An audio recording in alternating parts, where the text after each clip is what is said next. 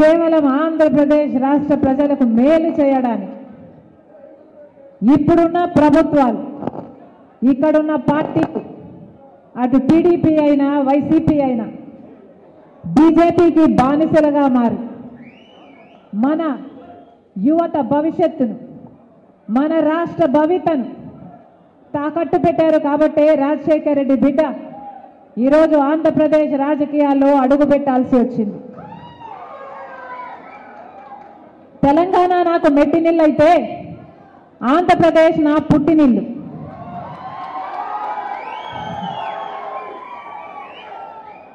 ఆంధ్రప్రదేశ్ ప్రజల పట్ల రాజశేఖర్ రెడ్డి బిడ్డకు ఒక భారం ఉంది, బాధ్యత కూడా ఉంది. రాజశేఖర్ రెడ్డి గారు తెలుగు ప్రజలందరినీ సమానంగా ప్రేమించారు. ఆ రాజశేఖర్ రెడ్డి బిడ్డను నేను పులి కడుపున పులే పుడుతుంది.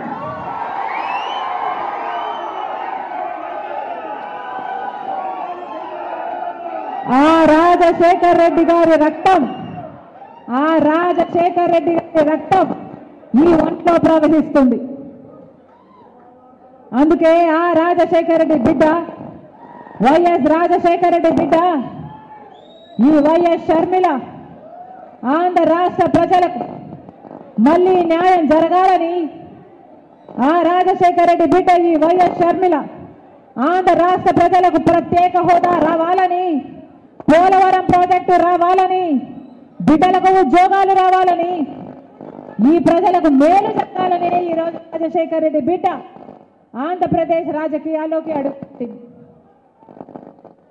ముప్పేటి దాడి చేస్తున్నారు నా మీద, అన్ని వైపుల నుంచి దాడి చేస్తున్నారు నా మీద.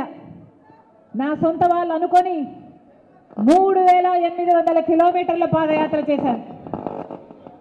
నా బిడ్డలను నా ఇంటిని పక్కన పెట్టి వైసీపీ పార్టీని ఒకప్పుడు నా భుజస్కంధాల మీద వేసుకొని నిలబెట్టాను.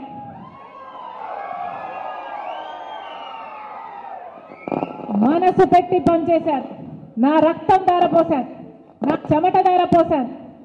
అదే వైసీపీ పార్టీ ఈరోజు నా మీద దాడి చేస్తుంది. నా మీద ఎన్ని రకాలుగా దాడి చేసినా పర్వాలేదు. ఇక్కడున్నది రాజశేఖర్ రెడ్డి బిడ్డ.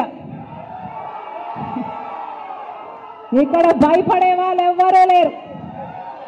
మీకు చేతనైంది చేసుకోండి. ఇక్కడ మేము రెడీ, నేను రెడీ, మీరు రెడీయా? నేను రెడీ, మీరు రెడీయా? మేము రెడీ. ఈ యుద్ధానికి మేము రెడీ.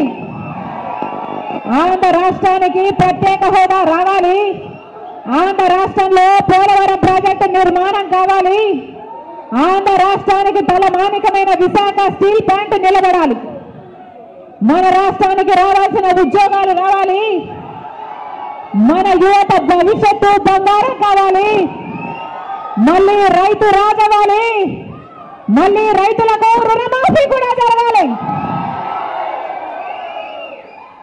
అందుకే రాజశేఖర్ రెడ్డి బిడ్డ ఆంధ్రప్రదేశ్ రాజకీయాల్లో అడుగుపెట్టింది.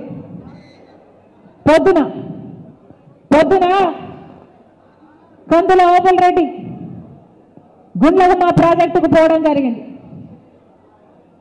ఇక్కడ రాజశేఖర్ రెడ్డి గారు జలయజ్ఞంలో భాగంగా మొట్టమొదట పూర్తి చేసిన